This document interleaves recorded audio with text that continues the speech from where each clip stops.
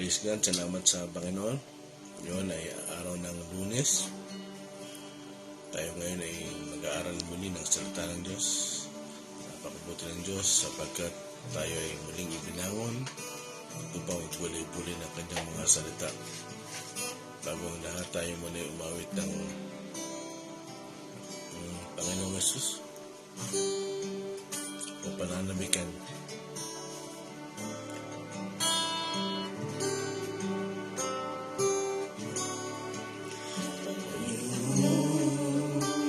Jesus, labis kayo pinananabikan ng puso ko. Ito ang masilayan kayo, labis na kaligayahan, katuparan ng dalangin bawat araw.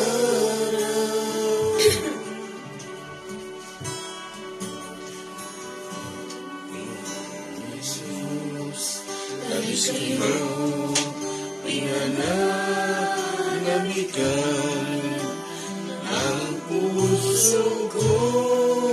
Ito ang masilayan kayo, labis na kaligayahan, katuparan ng dalangin bawat araw. Aking Panginoon, aking Panginoon,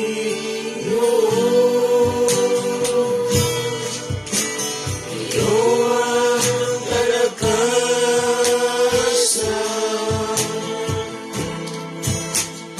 ang iyong pagdating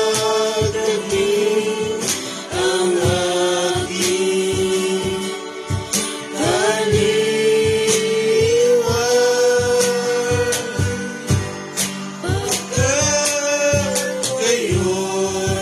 makikita ng mukha, mamamalas ko ang iyong kagandahan. Panginoong Jesus, lagi sa'yo pinananabikan. Mula sa umpisa, Panginoong Jesus, tayong lahat.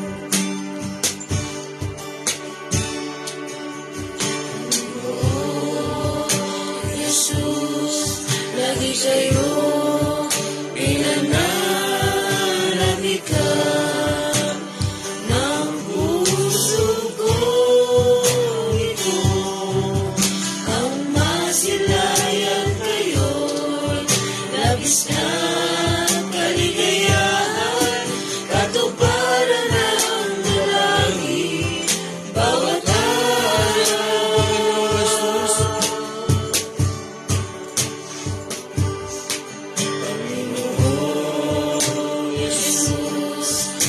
Sa'yo pinananabikan ng puso ko.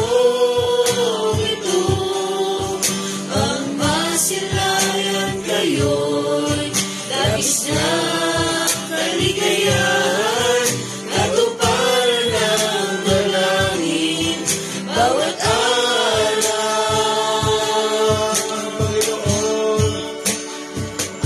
Aking Panginoon,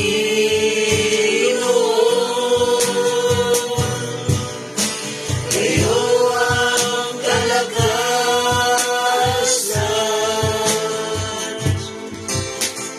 ang iyong pagdating ang aking kaliwan.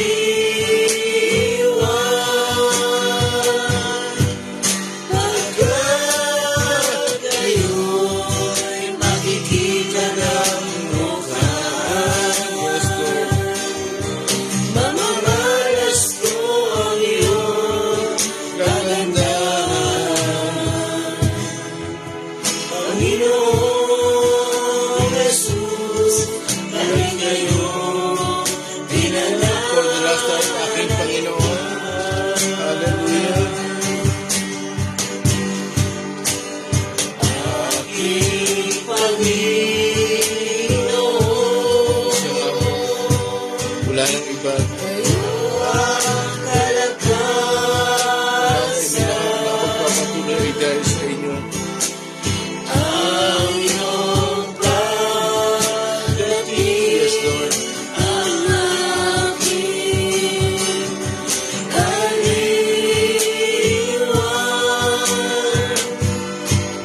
Pagkat kayo'y makikita ng mukha, mamamanas ko ang iyong kagandahan. Panginoon Jesus, lagi kayong pinananabikan.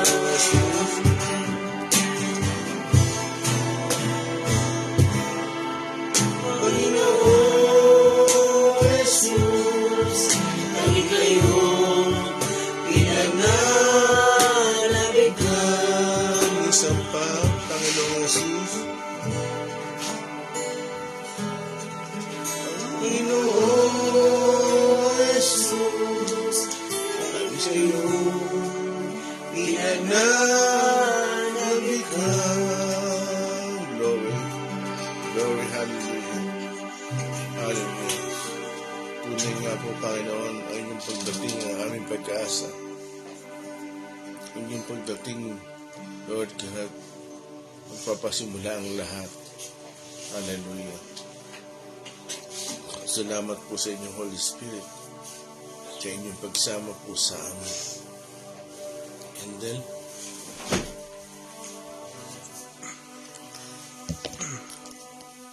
tayo po yung manalangin. Manalangin Diyos, salamat po sa inyo.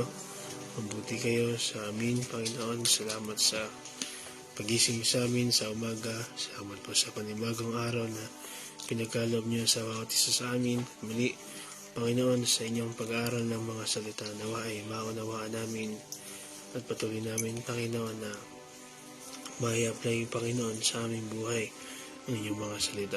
Salamat po, Banal na Espiritu. Patuloy po namin kayong inaanyahan sa morning devotion na ito, sa linggong ito at sa mga susunod pa. Salamat po, Holy Spirit. We worship you, Lord. Salamat po. Napuri namin kayo, pinapasalamatan, pagpalain niyo po ngayong gagamitin sa oras na ito. Sa pangalan ni Jesus. Amen.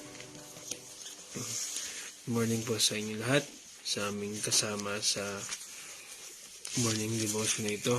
Magandang umaga po kay Sister Gina Yen, Brother Alan Lapreo, Sister Anita Katimbung, Sister Irish Tumamak, Sister Shirley Husay Gallardo, kay Sister Vicky Joaquin Villacorta. Magandang umaga po sa inyo. praise God, salamat sa Panginoon. Tayo ay magpapatuloy na sa ating pag-aaral at kagaya ng natapos natin, yung chapter 6, yun ay chapter 7 na. Ang totoo, wala tayong ibang sinusundan kung saan tayo dalhin ng Panginoon. Wala tayong pinakahawakang pattern kung ano yung ating pinaka sinusundan o ginagawa. Basta inaaral natin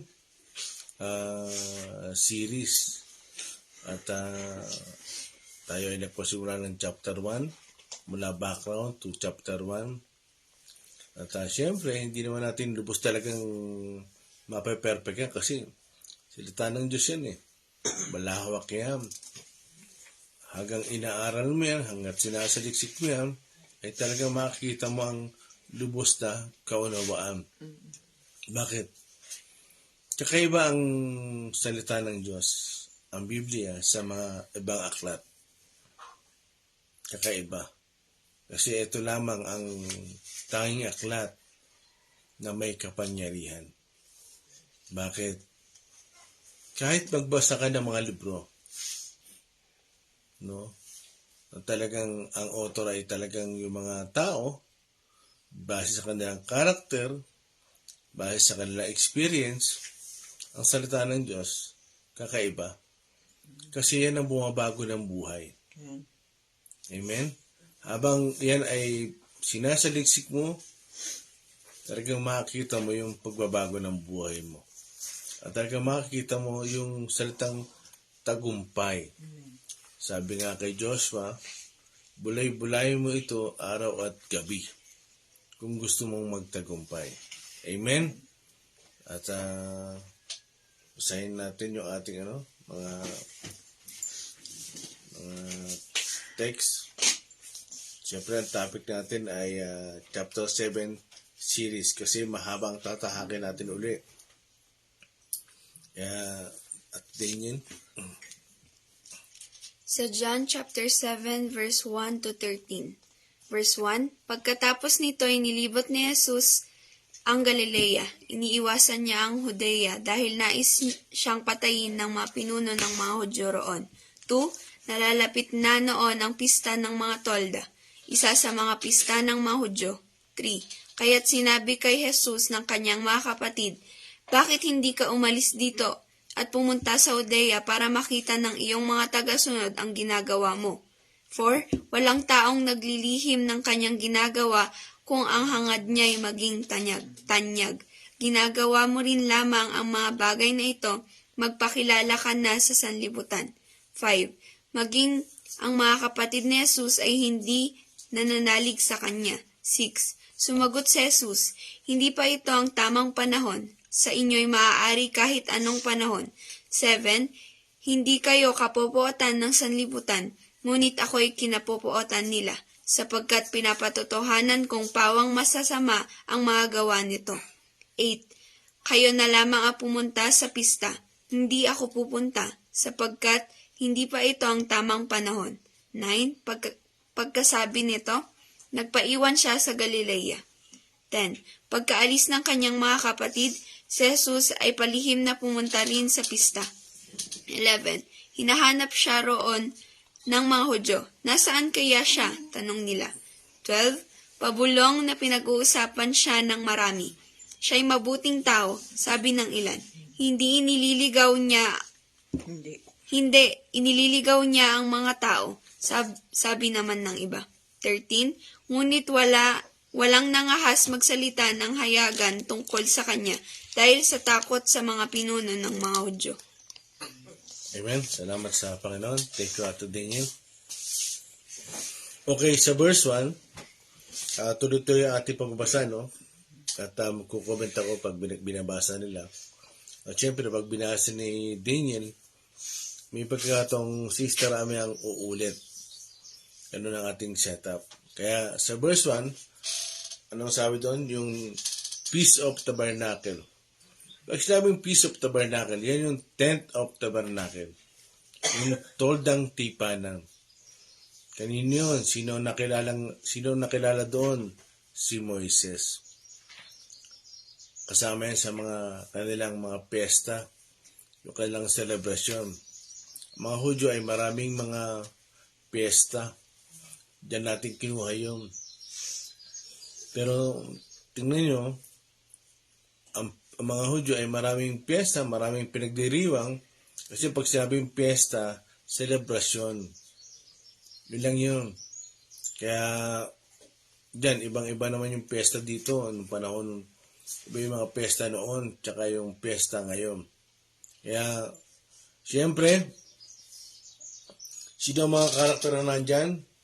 Yung mga kapatid ng Panginoong Yesus. Kung sa chapter 6 ang karakter ay mga higit kumulang 5,000, more or less 5,000. Sino pa? Yung mga alagad. Sa chapter 6 yung binabanggit ito, ha? Sino pa? Yung 12 apostle. Sa chapter 7, ibang senaryo. Nandiyan na yung mga kapatid ng Panginoon sa laman. Sino pa? Pagtatahakin natin ng chapter 7, nandiyan pa rin yung mga Hudyo. Yung mga leader ng mga Hudyo. Siyempre, yung mga gustong pumatay sa Panginoon, yung mga hindi naniniwala, at yung mga sympathizer. Ano yung pag sinabing sympathizer? Yung naniniwala sila, pero palihim. Hanggang dun lang. Basta nakikisimpati ako. Nakikisimpatya ako. Amen? Naunawaan? Okay. Ulitin mo, Master Rami. Verse 1. Mm. Pagkatapos nito, inilibot ni Jesus ang Galilea. Iniiwasan niya ang Judea dahil nais siyang patayin ng mga pinuno ng mga Hudyo roon. Tuloy. Nalalapit na noon ang pista ng mga tolda, isa sa mga pista ng mga Hudyo. 3. Kaya sinabi kay Jesus ng kanyang mga kapatid, bakit hindi ka umalis dito at pumunta sa Judea para makita ng iyong mga tagasunod ang ginagawa mo? Okay, mamaya punta ka sa harapan ha. Okay, anong verse tayo? Tumigil pa ako sa 3. Okay. So dito maunawaan natin yung ginagawa ng kanyang mga kapatid. Ano yun? Kinukutya siya. Nililibak siya. Kung tinitingnan ko yan, parang malayo yata sa akin. Sino ba rito ang nakaranas na kayo ang Christian sa pamilya at tapos yung mga buong pamilya ay inukutya kayo? O yun, Sister Cathy. No, naka-experience yan. Sino pa? No? Yung ikaw ang Kristiyano sa pamilya, ikaw ang nakakaalam ng katotohanan, kaya ang lahat ng mga panlilibak, yung persecute, nararanasan mo. Bakit? Alam mo yung katotohanan eh. Siyempre sila, hindi nila alam yung katotohanan. Kaya, dyan, yung mga kapatid ng Panginoon sa laman, ay ganoon ang ginagawa nila. Hindi dahil sa sinasabihin niya para sumikat. Ang totoo, ayaw ng Panginoon sumikat. No? Talagang nililibak siya, kinukutya siya. At kung i-apply ko nga sa buhay ko yan, iba ako. Kasi ako ang huling nakakilala sa aming magkakapatid. Ako ang nalilibak. Ako ang nangungutya. Ang mga pamilya ko, sumakit ang ulo sa akin. Alam mo yan sa sentro. Talagang, sabi ko nga, pinabasa ko yan, na-apply ko sa buhay ko, iba. Kasi, si Pablo, di ba? Siya ang nalilibak, si Pablo. So, dyan, ako rin kasi yung nanlilibak sa amin. Hindi ako yung naka-experience na persecute. Ako yung nagpe-persecute. Kaya, kung makikita natin dito na ang Panginoon talagang tahimik lang siya. Hindi niya sinagot ng pabalang yung kanyang mga kapatid, no? Pero makita natin yung usapan ng Panginoon tsaka ng kanyang mga kapatid. Pakitulis na namin doon ka sa unahan. Verse 4 ng John 7, walang taong naglilihim ng kanyang ginagawa kung ang hangad niya ay maging tanyag. Ginagawa mo rin lamang ang mga bagay na ito, magpakilala ka na sa sanlibutan. Okay.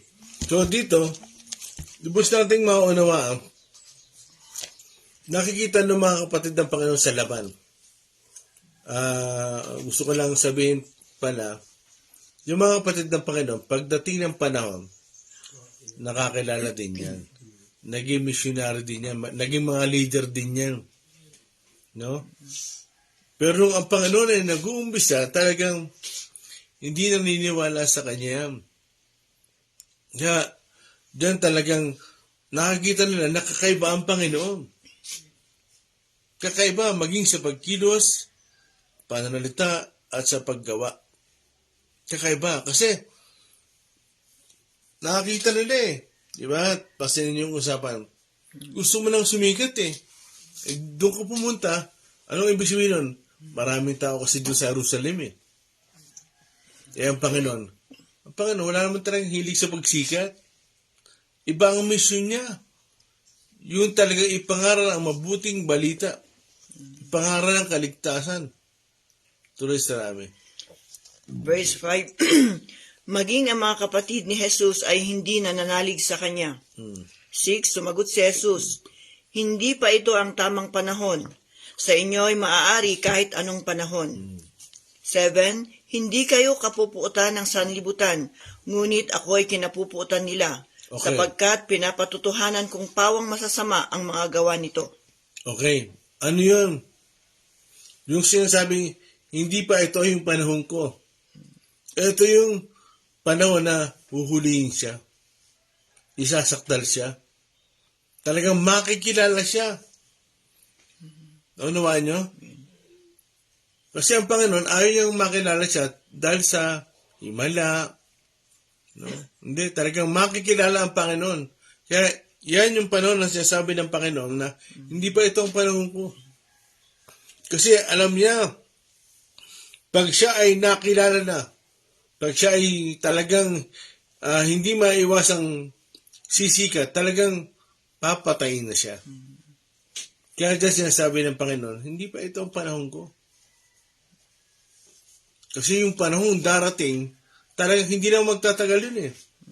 Pag siya ay nakikitang gumagawa, nagpapagaling, may himala, talagang pag-iinteresan yung kanyang buhay. Bakit? Yung mga relihiyon ng mga Hudyo, maapektuhan.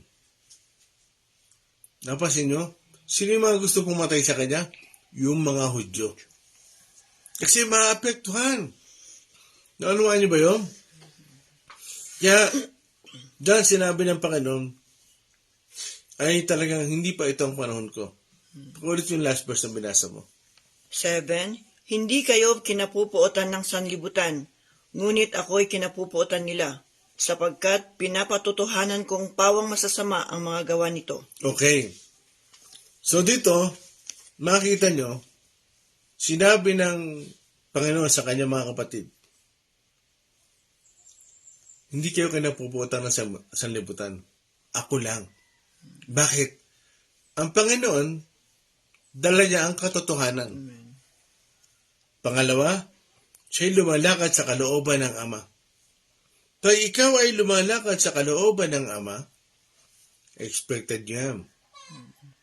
Di ba sinabi ng Panginoon niya sa John chapter 17? Ano yun? Talagang uusihin ka ng mundo. Kasi kailangan nating maintindihan, ang mundo, ang ating kaaway. Bakit? Sino naghahari dyan? Di ba sabi nga nila, ang Diablo, 1 John 5:19. Pero sino talaga yung kilalang-kilala dyan? Yung kaaway. Kasi sa mundong ito, ang Diablo patuloy na gumagawa. Kaya, dyan sinabi ng Panginoon sa kanyang mga kapatid, ganito lang yan. Kasi makamundo kayo eh. Worldly kayo eh. No, kung ulitin yan ni Sarami, worldly kasi kayo eh. Ako hindi eh. Napasin nyo na, kung meron mang talagang kapabuotan ng mundong ito, yun nagdadala ng katotohanan. Talagang hindi ka pwedeng ma-influensyan. Uusig ka talaga. Kaya tandaan nyo, tayong mananampalataya, kung ayaw yung usigin ng mundo, talagang sabi nga nila, ano yung sabi nila, pag hindi mo kayang talunin ng mundo, ano sabi I nila? can't beat them, join them. Yun. Join them. Kasi, uusigin ka talaga. At kahit si Pablo, sinabi ni Pablo yan, magbago ko na kayo ng pag-iisip. No? Huwag na kayo maging makasanlibutan. Kasi, kalaban talaga natin yan eh. Kapag nakakita kayo ng mananampalataya na talagang maka-worldly, ayun, hindi inuusig yun. Bakit? Katulad niya yung mundo eh. Tandaan nyo, tayo bumabaliktad ang sanlibutan. At hindi natin mababaliktad ang sanlibutan kung tayo ay katulad ng sanlibutan. Kaya dyan, sinabi ng Panginoon, sinabi ng Panginoon sa kanyang mga kapatid, worldly kayo. Iba ako. Napasin nyo? Tuloy sa rami. Verse 8, kayo na lamang ang pumunta sa pista, hindi ako pupunta, sapagkat hindi pa ito ang tamang panahon. 9, pagkasabi nito, nagpaiwan siya sa Galilea. Okay, tuloy. 10, pagkaalis ng kanyang mga kapatid, si Jesus ay palihim na pumunta rin sa pista. 11, hinahanap siya roon ng mga Hudyo. Nasaan kaya siya? Tanong nila. Ibig sabihin, unti-unti nang nakikilala ang Panginoon. Pero bagamat nga sinabi niya na hindi pa ito ang panahon ko, kailangan natin maunawa sa ating pinag-aaralan sa buong John. Pag malapit na tayo matapos sa mga chapter, mapapansin nyo, sikat na ang Panginoon. At ang tanging solusyon na gawin nila, dakpin. Patayin. Talagang, kasi bakit? Nakahula na yun. Talagang huhulihin siya para patayin. Ang akala ng mga tao, napatay nila ang Panginoon. Ang hindi nila alam, natubos ng Panginoon ang sanlibutan. Okay? Tuloy. Sa 12, pabulong na pinag-uusapan siya ng marami. Siya'y mabuting tao, sabi ng ilan. Hindi, inililigaw niya ang mga tao, sabi naman ng iba. Okay. Talagang ganito ang mararanasan natin. Tayo mga Kristiyano, tayo mga anak ng Diyos. Ganito talaga. Bakit? Merong hindi naniniwala at ang paniniwala ng iba'y naligaw ka. At nanliligaw pa. Naunawan nyo? Hindi pa pwede kasi hindi mo ma-experience yan. Kasi kung ang Panginoon, yung ating tagapanguna, naranasan niya, ay ikaw, hindi mo naranasan, magtanong ka. Mag-isip ka. Kayo ang tatanungin ko, na-experience nyo ba yan? Sa inyong buhay. Tatanungin ko kayo ngayon, nararanasan nyo ba yan o hindi? Si Jess ata. And then, nararanasan mo ba yan? Daniel.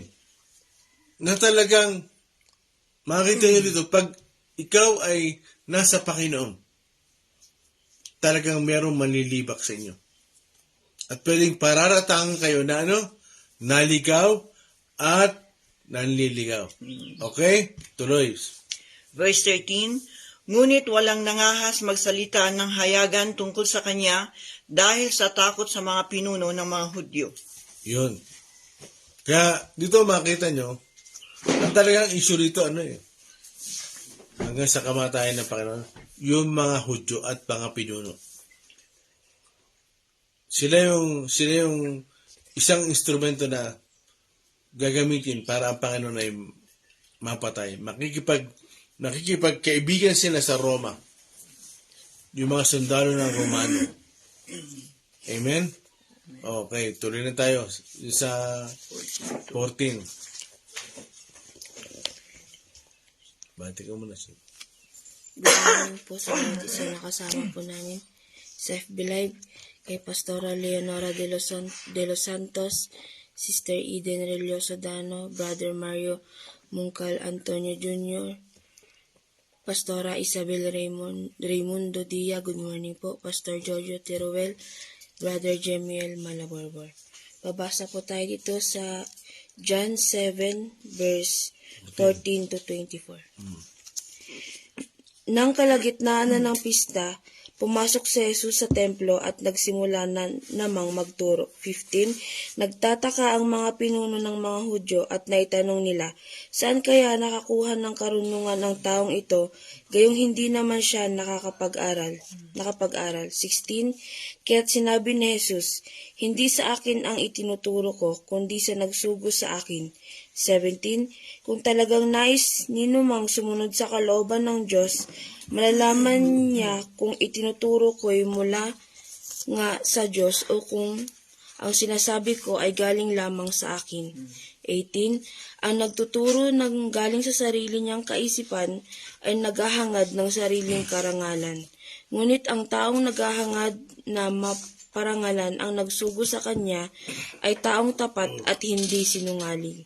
19. Hindi ba't ibinigay sa inyo ni Moises ang kautusan? Bakit wala ni isa man sa inyo ang tumutupad nito? Bakit nais ninyo akong patayin? 20. Sumagot ang mga ito, isa kang hangal, sino ba ang gustong pumatay sa iyo? 21. Sumagot si Jesus, isang bagay pa lamang ang ginawa ko, ko'y nagtataka na kayong lahat. 22. Ibinigay sa inyo ni Moises ang utos tungkol sa pagtutuli kahit na hindi ito nagmula sa kanya kundi sa inyong mga ninuno. At ginagawa ninyo ito kahit araw ng pamamahinga. 23. Kung tinutuli ang isang sanggol na lalaki kahit araw ng pamamahinga para masunod ang utos ni Moises, bakit kayo nagagalit sa akin dahil sa nagpapagaling ako ng isang tao sa araw ng pamamahinga? 24. Huwag na kayong humatol batay sa nakikita, kundi humatol kayo ayon sa nararapat. Okay. Thank you, Ate Sing. Yan yung hati. Pangalawang hati. Kasi hati namin dahil mahaba nga. Sarami, unang ko ulit. Sa verse 14. Nako. Nang kalagitnaan na ng pista, pumasok si Jesus sa templo at nagsimula na namang magturo. 15. Nagtataka ang mga pinuno ng mga Hudyo at naitanong nila, saan kaya nakakuha ng karunungan ang taong ito, gayong hindi naman siya nakapag-aral? Okay.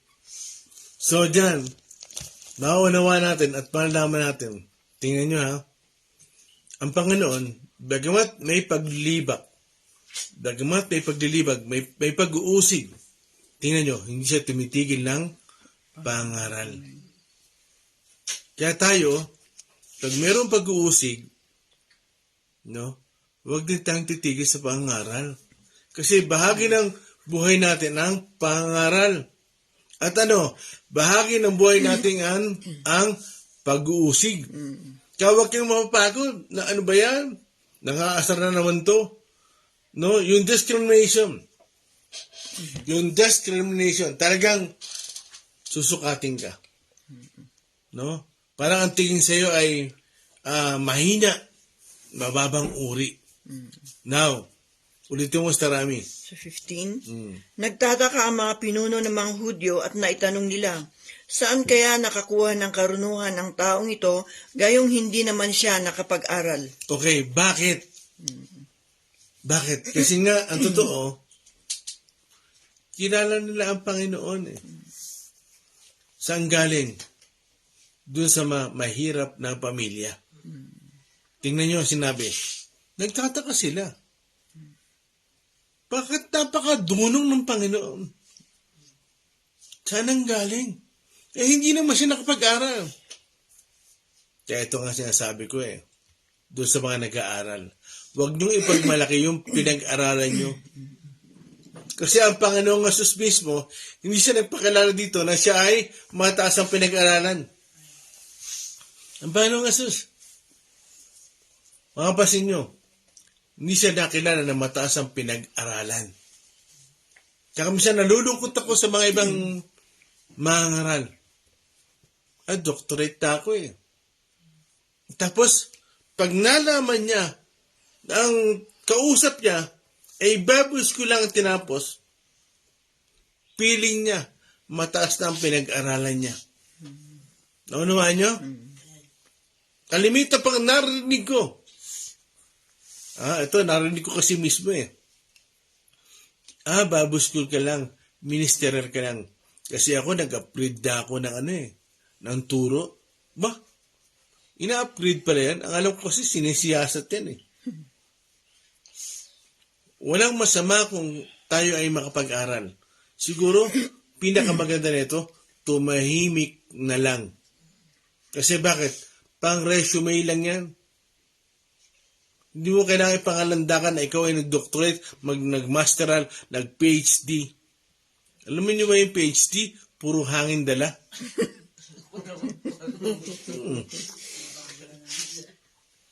Kaya, diyan mapapansin nyo, malinaw. Tingin ng mga tao, ang Panginoon mahina. Pero hindi nila masawata. Bakit? Napakatulong eh. Hindi nila maisip na sa Harvard nagtapos. Hindi, nagtataka sila. Saan to? Sa Harvard kaya galing to? Kakaiba eh. Hindi katulad ng karunungan nila. Nanuhan nyo? Kaya huwag kayo malungkot. Ngayon, magpasalamat tayo pag may nakakatapos. Pero magpasalamat din tayo, kung tayo ay ginagamit ng Panginoon. At kung tayo ay talagang hindi pinagkalooban na talagang makapag-aral, ay huwag kang malungkot. Ang malaga, willing kang magpagamit sa Panginoon. Amen. Ano nga, hindi ba yun? Pakaulit mo yung last verse. Sa 15 po ng John 7, nagtataka ang mga pinuno ng mga Hudyo at naitanong nila, saan kaya nakakuha ng karunungan ng taong ito, gayong hindi naman siya nakapag-aral? Okay. Sino yung nagtataka? Sino yung nagtataka? Pinuno ng mga Hudyo. Bakit? Kasi yung mga yon aral. Lalo na sa kautusan ni Moises. Pero hindi nila, nagtataka sila. Bakit? Kasi ang Panginoon, alam nila, ano yun? Galing kay Jose. Sa angkan ni Jose. Bakit? Mababang uri yun eh. Pag ikaw ay galing sa Nazaret, Galilea, kalimitan ng mga tao doon, karpentero, mangisda. Sabi ko nga,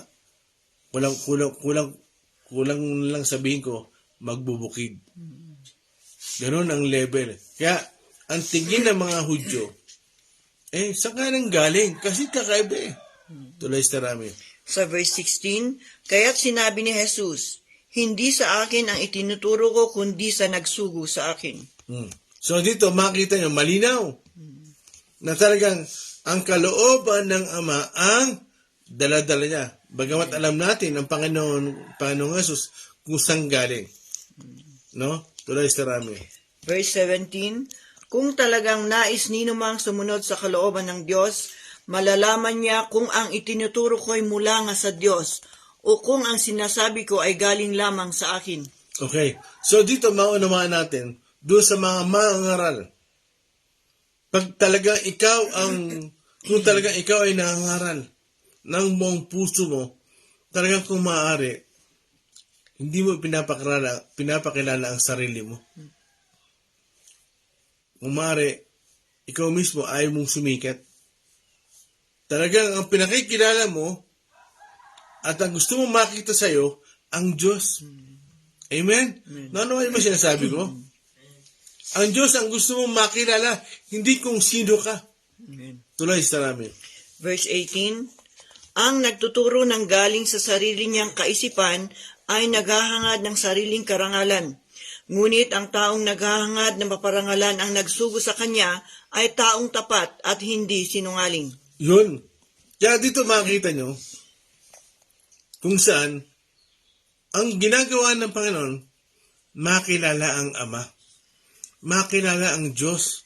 Kaya, mga kapatid, sa buhay pangaral ng Panginoon at paglilingkod ng Diyos, ang talaga ipinapakilala niya dito, ang Ama. Sana ganoon din tayo. Pag tayo ay nangangaral, kung maaari, huwag tayong makita. Kundi ang Diyos ang makita sa atin at malaman nila at maunawaan nila na tayo ay tunay na mangangaral. Tandaan nyo, sa panahon natin ngayon, marami talagang lalabas sa mangangaral. Kaya kailangan mag-ingat tayo. Madali mo malalaman yan pagka-espiritu mo. Kasi ang Diyos ang itinataas. Amen? Tuloy sa namin. Verse 19, hindi ba't ibinigay sa inyo ni Moises ang kautusan? Bakit wala ni isa man sa inyo tumutupad nito? Tuloy. Bakit nais ninyo akong patayin? 20, sumagot ang mga tao, isa kang hangal. Sino ba ang gustong pumatay sa'yo? So dito maunawaan nyo, makikita nyo, mula pa, di ba? Sa verse 1, makikita nyo doon, 2 and 3, maunawaan nyo doon, na pinagtatangkaan ng buhay ng Panginoon. Bakit ka naman nila ipapakilalang sasabihin nilang pinagtatangkaan nila ang Panginoon? Siyempre, ililihim nila. Ililihim nila na pinagbabantaan nila ang Panginoon. Kaya dyan, lubos nating maintindihan, bagamat ang Panginoon ay nasa panganib, hindi siya tumitikil. Nanuan nyo? Kaya sa buhay, paglilingkod ng Panginoon, nakita mo, laging siya'y nasa bingit ng panganib. Pero tandaan mo, pag ikaw ay nasa Panginoon talaga, wala kang dapat ikatakot. Tuloy sa amin. Verse 21, sumagot si Jesus, isang bagay pa lamang ang ginawa ko'y nagtataka na kayong lahat. 22, ibinigay sa inyo ni Moises ang utos tungkol sa pagtutuli, ngunit hindi ito nagmula sa kanya, kundi sa inyong mga ninuno. At ginagawa ninyo ito kahit araw ng pamamahinga. Tuloy. 23, kung tinutuli ang isang sanggol na lalaki kahit araw ng pamamahinga para masunod ang utos ni Moises, bakit kayo nagagalit sa akin dahil sa nagpagaling ako ng isang tao sa araw ng pamamahinga? 24, huwag na kayong humatol batay sa nakikita, kundi humatol kayo ayon sa nararapat. Okay. And diyan nga nagtapusin, no? Okay. So dito makita nyo, ano sabi sa kanya? Hangal. No? Talagang ganyan ang tingin ng mundo sa atin, hangal. Talagang akala nila walang alam. Dito makita nyo, na yung mga Hudyo, no? Tunutulig sa nila ang Panginoon, na nilalabag niya ang Sabat. Pero mula't mula pa, sila na ang lumalabag sa Sabat. Bakit?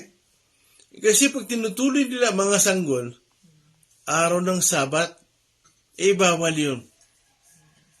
Pero walang tumutulig sa kanila. Wala nagbabawal sa kanila. Bakit? Sila yung mga pinuno Parang ganito. No? Alam nila ang kasulatan, pero hindi nila pinamumuhay. Parang gano'n na yan. Kaya dyan, sinabi ng Panginoon sa mga Hudyo, bakit nyo ako tinutulig siya? Pag ako ay nagpapagaling sa araw ng Sabat, sa araw ng pamamahinga. Kayo nga mula pa Pag merong sanggol na ipinanganganak, anong araw niya tinutuli? Sabat. Ikapitong araw. Bawal yun Ibig sabihin, hindi nila pinamumuhay yung kanilang kautusan. Amen? Okay. May oras pa ba? Okay. Tuloy ulit tayo. 25 na. Na kanino? Verse 25, sinabi ng ilang taga-Jerusalem, hindi ba ito ang taong nais nilang patayin? 26, ayan, lantaran siyang nangangaral, ngunit wala silang sinasabi laban sa kanya. Baka naman nakilala ng mga pinuno na siya na nga ang Kristo. 27, ngunit pagdating ng Kristo ay walang makakaalam kung saan siya magmumula, subalit alam natin kung saan nagmula ang taong ito. 28, kaya't habang si Jesus ay nagtuturo sa templo, sumigaw siya, ako ba'y talagang kilala ninyo? Alam nga ba ninyo kung saan ako nagmula? Hindi ako naparito dahil sa aking sariling kagustuhan lamang. Karapat-dapat pagtiwalaan ang nagsugo sa akin. Hindi niyo siya nakikilala. 29, ngunit nakikilala ko siya sapagkat sa kanya ako nagmula at siya ang nagsugo sa akin. 30, nais na siyang dakpin ng ilang naroon, ngunit walang nanghas sapagkat hindi pa dumarating ang tamang panahon. 31, marami sa mga tao ang nanalig sa kanya. Ang sabi nila, pagparito ng Kristo, makakagawa kaya siya ng mga himalang higit pa sa mga ginawa ng taong ito? 32, nakarating sa mga Pariseo ang usap-usapan ng mga tao tungkol kay Jesus.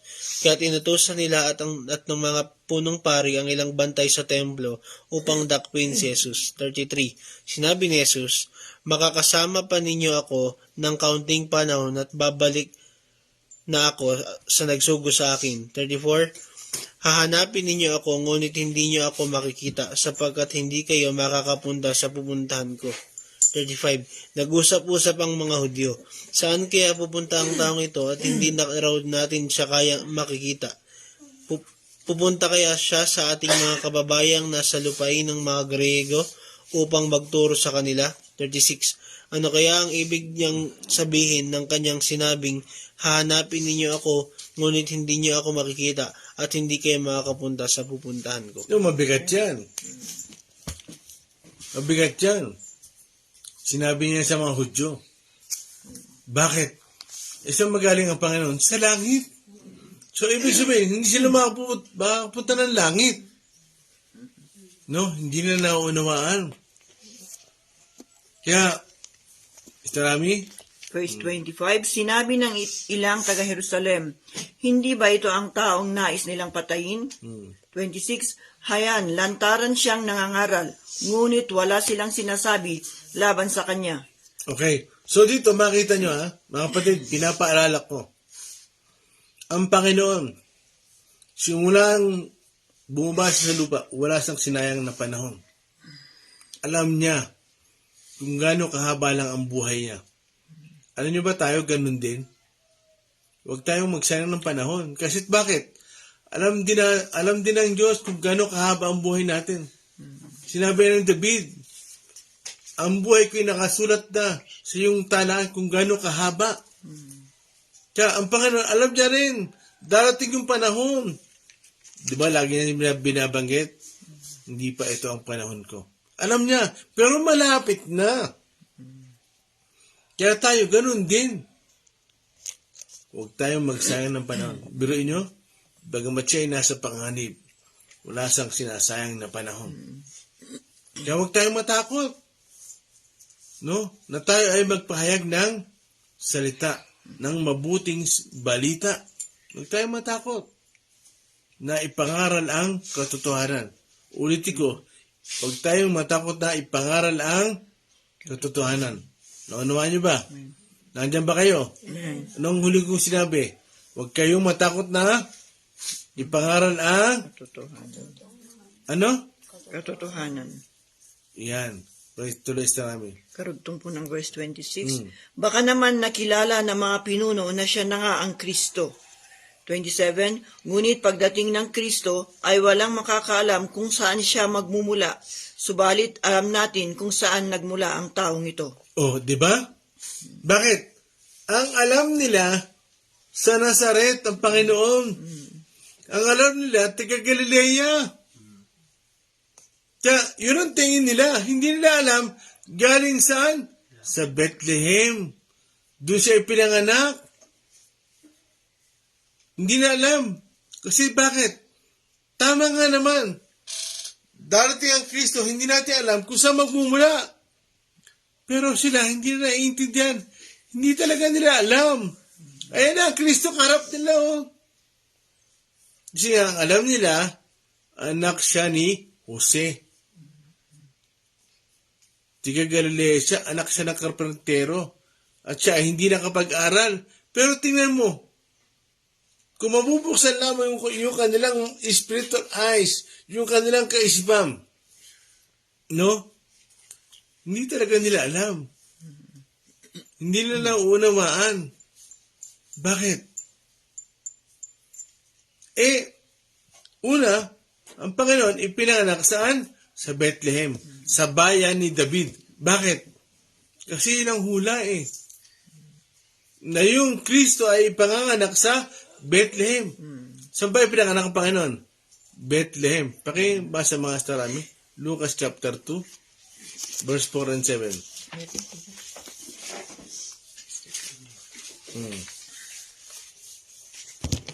Lucas chapter 2 verse 4. Mula sa Nazaret, isang lungsod sa Galilea, si Jose ay pumunta sa Judea, sa Bethlehem na bayang sinilangan ni Haring David, sapagkat siya ay mula sa angkan ni David.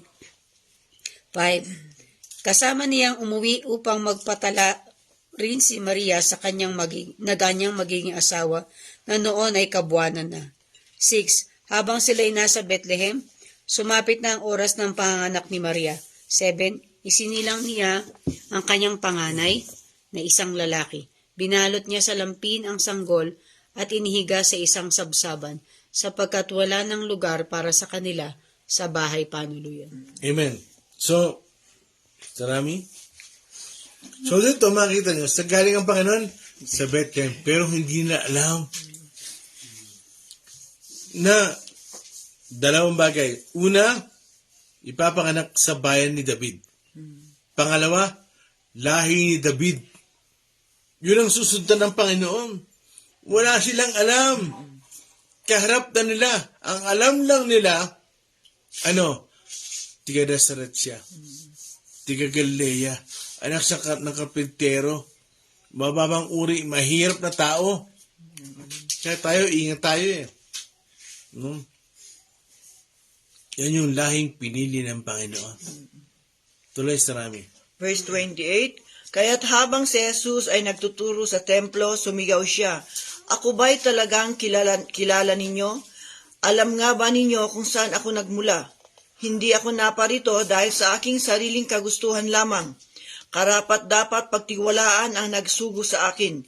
Hindi ninyo siya kilala. Yun. Talagang, ang mga naglilingkod sa templo, yung mga Hudyo, kala nila, naglilingkod sila sa Diyos. Ang totoo, hindi nila kilala ang Diyos. Amen? So, diyan makikita nyo, sinabi ng Panginoon, kilala nyo ba talaga ako? Kilala nyo ba talaga ako? Bakit? Kasi ang pangunawa ng mga Hudyo, sa lahi siya ni Jose. Kaya nagtanong ang Panginoon. Basahin natin, quote natin yung John 6:62. John chapter 6, verse 62.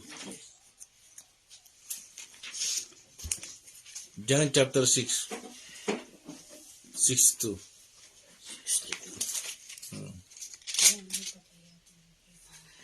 Verse 62, gaano pa kaya kung makita ninyong umaakyat ang anak ng tao papunta sa dati niyang kinaroroonan? Papakulit ko. Gaano pa kaya kung makita ninyong umakyat ang anak ng tao papunta sa dati niyang kinaroroonan? Amen. Anong scenario niyan? Di ba? Tatalikuran ng Panginoon. Magawa nilang talikuran kaya ang Panginoon kung makikita nila at malalaman nila ang dating kinaroroonan niya. Ang dating kinaroroonan niya. Kaya dyan, nagtanong ang Panginoon, kilala niyo ba talaga ako? Sabi niya nga sa mga Hudyo, anong verse sa namin? Verse 28 po. Verse 28. Kaya, sa John 62, John 6, verse 62, ay nagsalita ang Panginoon. No? Paano pa kaya kung malaman nyo yung dati kong kinaroroonan? No? Malinaw. Na hindi naiintindihan ng mga tao. Ito namin tuloy. Verse 29, ngunit nakikilala ko siya sapagkat sa kanya ako nagmula at siya ang nagsugo sa akin. 30, nais na siyang dakpin ng ilang naroon, ngunit walang nangahas sapagkat hindi pa dumarating ang tamang panahon. Okay, binanggit naman yung tamang panahon. Alam, maintindihan natin to. Yung panahong darating talaga, yung talagang dadakpin na siya. Mamamatay na siya. Tuloy sa rami. Verse 31 ng John 6 ng John 7, marami sa mga tao ang nanalig sa kanya. Ang sabi nila, pagparito ng Kristo, makakagawa kaya siya ng mga himalang higit pa sa mga ginawa ng taong ito. Okay. Ang totoo, hindi talaga nanalig sa kanya eh. Kung uunawaan niyo yung talata, bakit? Nagdududa eh. Humahanga lang sa mga ginagawa ng Panginoon. Una, sa katalinuhan ng Panginoon. Yung talino niya, humahanga lang yung mga tao. Pangalawa, di ba? Sa himala niya. Kakaiba talaga. Kaya dyan, ano sabi? Maraming nanalig sa kanya. Ang totoo, hanggang doon lang yun. Hindi talaga pananampalataya yun. Naniniwala sila. Doon lang sa kakayahan ng Panginoon. Doon lang. Pero hindi para magligtas ng buhay. Hindi para maligtas at makilala ang katotohanan. Humahanga lang sila sa mga ginagawa ng Panginoon. Di ba minsan magano'n? Bilib lang sa church kasi maganda, maraming pagkain, maraming gusto tumulong. Bilib lang. Pero pagdating sa katotohanan, kasi ang gusto ng Panginoon, maniwala ka na siya ang magliligtas ng sangkatauhan. Amen. Amen? Tuloy. Verse 32, nakarating sa mga Pariseo ang usap-usapan ng mga tao tungkol kay Jesus. Kaya't inutusan nila at ng mga punong pari ang ilang bantay sa templo upang dakpin si Jesus. 33, sinabi ni Jesus, makakasama pa ninyo ako ng kaunting panahon at babalik na ako sa nagsugo sa akin. Okay. So dito, mapapasin nyo, talagang init na sa kanya yung mga Hudyo. Bakit? Kasi naapektuhan sila eh. Nababawasan yung naniniwala. Pag nababawasan ng naniniwala, mababawasan din ang offering. Naman, kasi lang ang habol nila eh. Popularity, offering. Naman nyo? Kaya, dito nagsalita ang Panginoon. Sabi doon sa mga kasama niya, hindi, konting panahon na lang. Makakasama niyo pa ako. Konting panahon lang. Pero, doon sa mga Hudyo, ano sinabi niya? Pag alis ko, hindi niyo na ako makikita. Kanino niya yung sinabi? Sa mga Hudyo, sa mga pinuno. Pag alis ko, hindi niyo na ako makikita. Bakit? Babalik na ang Panginoon kung saan siya nanggaling. Babalik na ang Panginoon sa kanyang dating katatayuan. Pero mo, hindi nila unawaan at hindi nila naintindihan ang Panginoon bumaba mula sa langit. Kausap na nila yung Diyos. Hindi nila naintindihan. At sabi nga ng Panginoon, kahit hanapin niyo ako, hindi niyo ako makikita. Hindi nila maintindihan nyo. Diba? Diyan malinaw. Talagang mahirap pakita ang Panginoon. Bakit? Anong sinabi niya matindi? Kasi, doon sa pupuntahan ko, hindi kayo makakapunta. Mabigat yun. Bakit ba tayo nananampalataya sa Panginoon? Bakit tayo nananampalataya sa Panginoon? Para tayo mapunta sa langit. Para tayo ay maligtas. Bakit tayo nananampalataya sa Panginoon? Para tayo ay magkaroon ng buhay na walang hanggan. Pero ang Panginoon, tahas ang sinabi niya doon sa mga leader ng mga Hudyo, kayo, hindi kayo makakapunta sa pupuntahan ko. Mabigat yun. Tuloy sa namin. Verse 34, hahanapin ninyo ako, ngunit hindi ninyo ako makikita, sapagkat hindi kayo makakapunta sa pupuntahan ko. Yeah. 35, nag-usap-usap ang mga Hudyo, saan kaya pupunta ang taong ito at hindi raw natin siya makikita? Pupunta kaya siya sa ating mga kababayang nasa lupain ng mga Grego upang magturo sa kanila?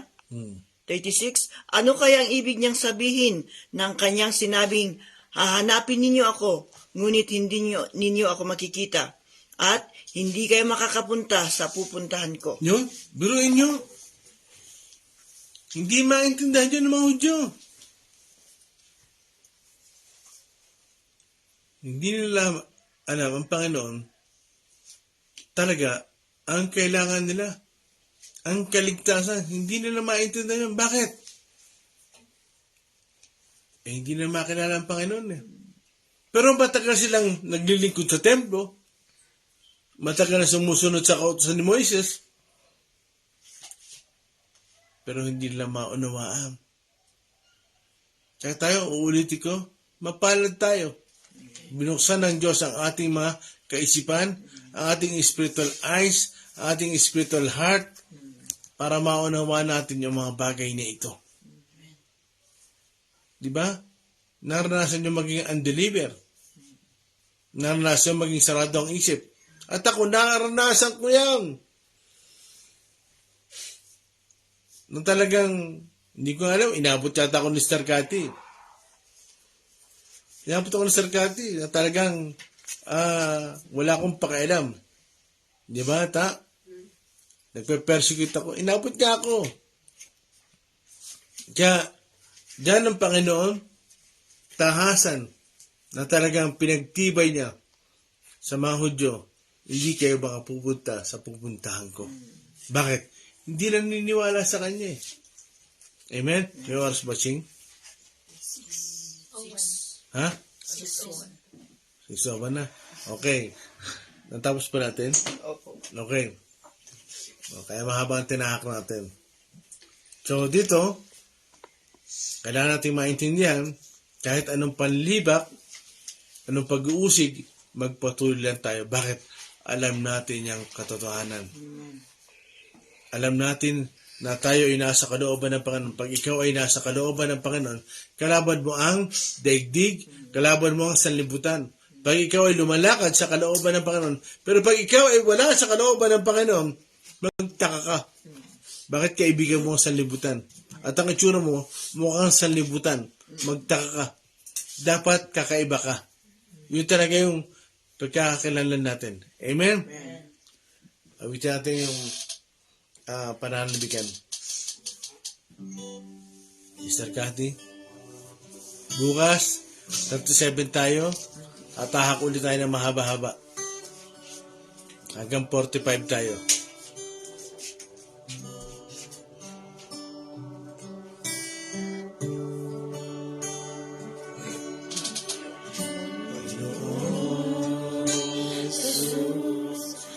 Lagi tayong pinananabikan ng puso kong ito. Ang mas kilayan kayo, labis na kaligayahan, katuparan ng balangin, bawat araw. Panginoong Jesus, isa pa.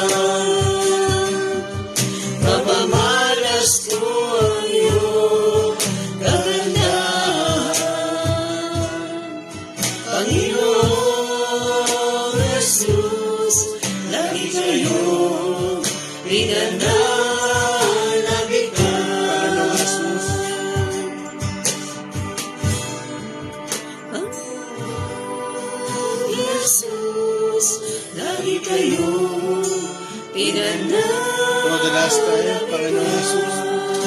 Lagi kayong pananalabihan. Jesus, lagi kayong pinanalabihan. Lord, salamat sa inyo, Panginoon, sa umaga ito. Muli ay nakapagpatuloy kami at medyo mahaba-haba ang hinakbangan namin. Lord, salamat po kapagkat ang chapter 7 ay patuloy po ninyong nilalagay sa puso namin upang maunawaan namin ito. Sister Cathy? Hallelujah. Salamat sa inyo, Panginoon, sa patuloy po ninyo pagpapahayag sa amin.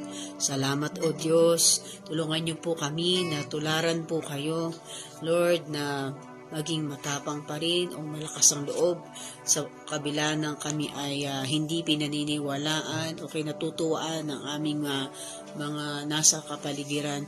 Tulungan niyo po kaming manatili sa inyo, Panginoon, at magawa pa rin ang pinagagawa po ninyo sa amin. Bigyan nyo kami ng lakas, Lord, ng tatag at ng kaalaman at karunungan na sasabihin kung kami man ay malagay sa pangailangan na kami ay tinatanong, Panginoon, at inuusig. Salamat sa inyo, sa inyong pagsama sa amin. Lord, kung paano kayo ay nakapagtagumpay noon, kami magtatagumpay din po ngayon. Salamat po sa inyong tulong sa bawat isa sa amin at patuloy na pagpapala ang aming binibitawan sa bawat isa at mula sa lugar na ito hanggang sa bawat isa, Panginoon, na nakinig ngayong umaga at sa mga susunod na makakapanood pa, Panginoon. Kayo po, Panginoon, ay inaangkin namin ang inyong mayamang basbas at pagpapala sa bawat isa. Sa inyo pong papuri at pasasalamat, ito ang aming dalangin sa pangalan ni Jesus. Amen. Gandang umaga po.